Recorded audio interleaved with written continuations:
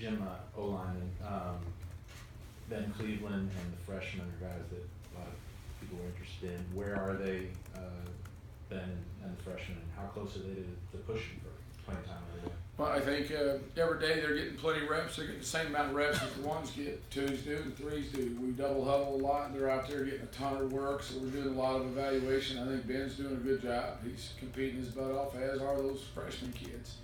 It's a little too early. I think we're probably 6-8 more practices. I'll be able to tell you a lot more because the installations will start slowing down. They'll be able to play a little faster.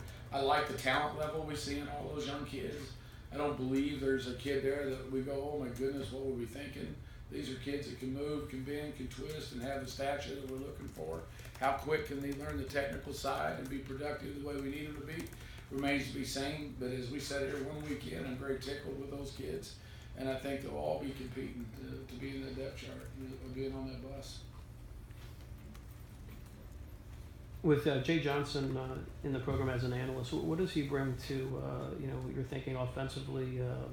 How does he mesh with what's going on? Jay's been around a lot of different offices also, and Jay's a bright guy, so he'll set in and he's looking at that thing from 10,000 feet too, and he gets to sit back when I'm dealing with quarterbacks and watch and see things that maybe I wouldn't see because I'm so up close and personal. And our relationship's fantastic, and I really lean on him a lot for his expertise. He's been around a lot of good football. He understands, but I like his perspective on things. It's from up, down, and hey, Jim, think this. What are you thinking here? Where are you going? What's second base if we do this? Because he's played called. When you've sat there and you've called as many plays, you appreciate that other guy that's done that too. The same thing with James. Those guys all help a lot in resolving that. Coach, how's the receiving core coming along as a whole? And is it obviously a goal to try to extend the field more by having a few more options at receiver this year? Yeah, we'd like to be able to do that, no question. We got to throw the ball more accurately. We got to get open better. We had too many drops last year. I mean, everybody had an aspect of that from protection. When the passing game is not good, it's so easy to go with one position or other. But ultimately, on our season, we all had a lot of room for improvement. The freshmen we brought in, we're expecting for those guys to add the added depth that we need. One thing, just looking at our offense, and when I'm sitting here and addressing them in this room, there's just more depth. There's more stature. And it's a pleasing thing to watch the young kids, and they all appear to be able to run real well. So with that said, through competition in their room and the ability to run, we should be able to push the ball down the field better. We're optimistic that will take place.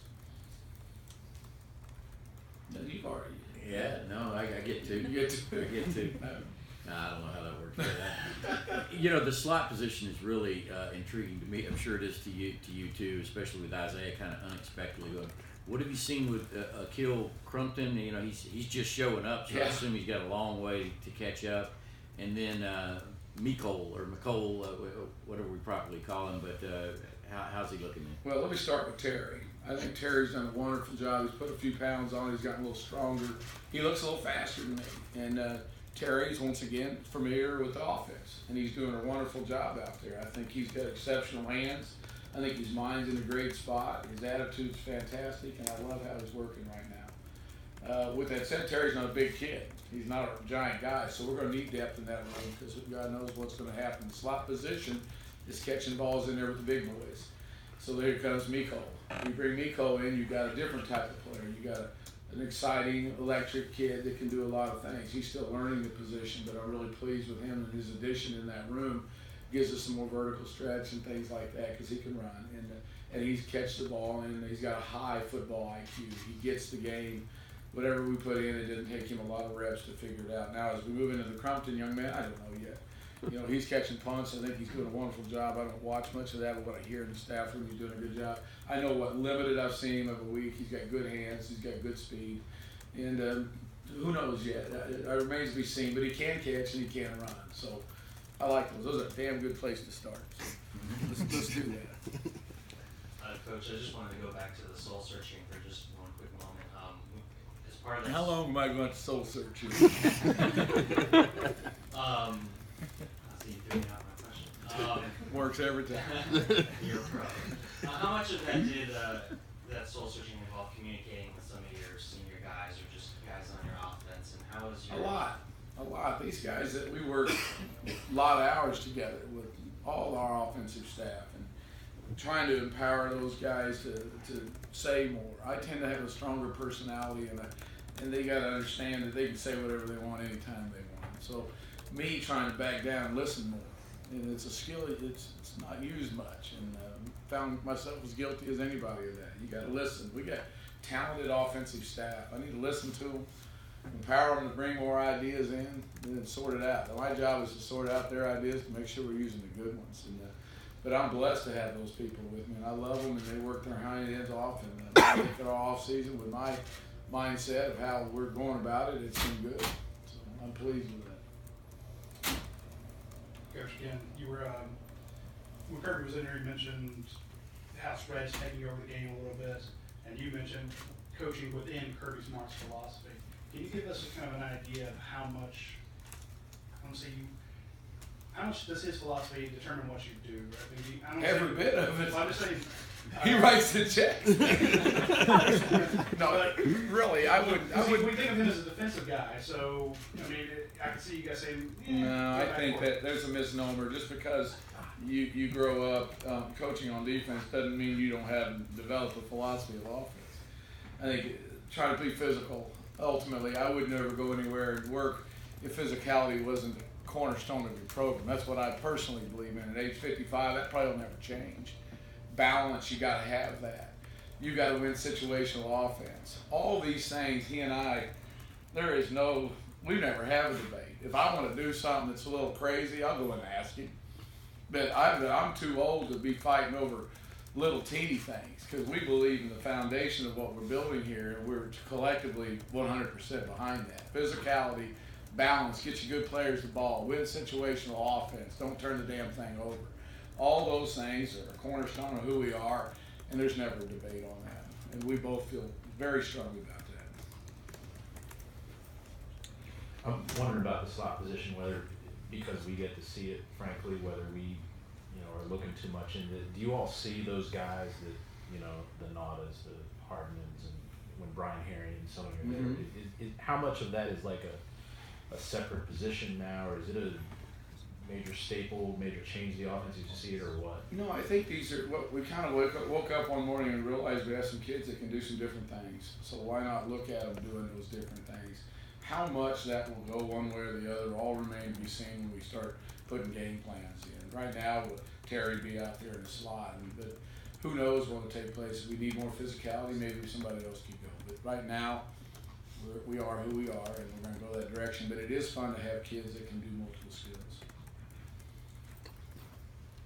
Coach, we talked a little bit about the tight end unit. They seem to be a very close bunch and all kind of bring about different qualities. How do you get them all involved in the game when you got a slew of them? Well, it's competition. Who wants to play? Ultimately, it's no different. That's what's been fun about so far. I sat here and I looked at a bunch of wide receivers, young kids competing, tight end room competition, quarterback room competition.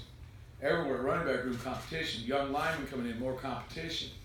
That makes us all better. Those all kids, they have a great attitude about, they understand not all of them are going to play, but they're all competing within one another. How do you get them on the field? Whoever earns the right to get on the field. That's the way I look at it. Is we're always going to play the best players. So whoever is the best at doing that task, that'll be the guy that will play. And ultimately, they're all a little different. So we've been able to find room for most of them. So I suspect that won't change. I love tight ends too, by the way. It's one of my favorite spots. Is it fair to say right tackle and left guard are the most competitive spots on your offensive line? And with Pat Allen, Deshaun Sims, how are they doing this preseason? And are you guys firm on keeping Isaiah at left tackle? I don't think anything's as firm as everybody wants to make it right now. I don't know. I'd be reluctant to point out one spot's more competitive than the other. Ultimately, Sam is trying to find who the 5 best football players are we got in front and playing. And so that's where we're at right now. So we're trying to sort all that out, and we're probably still several practices away from Coach wanting to sit down and make those tough decisions and make some and move some people around and do some different stuff. But right now, it's all about finding out who we think we win with now. Coach, no, you can't comment on anybody specifically, but when it comes to recruiting, you're talking about that offense. I mean, I'm sorry, you're talking about that quarterback room and keeping it stocked. How important is it for you to get a third guy in that room for next year and keep that depth, keep guys in there to develop? And also, is depth as important as it is to just to keep that room stocked with guys so they can stay in your system and keep them, kind of coming along and learning? I think you got both qualities. Ultimately, it's tough right now. You add another super quarterback in that room, the following year will be even tougher. But that's part of being a championship football team. You've got to be able to go out and recruit and convince kids that this is where they belong. And I think quarterbacks are understanding this is a style of offense that can help them as they try to approach moving on to the next level of football. And so we're always going to try to be as competitive as we can. And how many quarterbacks we take in a class, that's completely up to coach.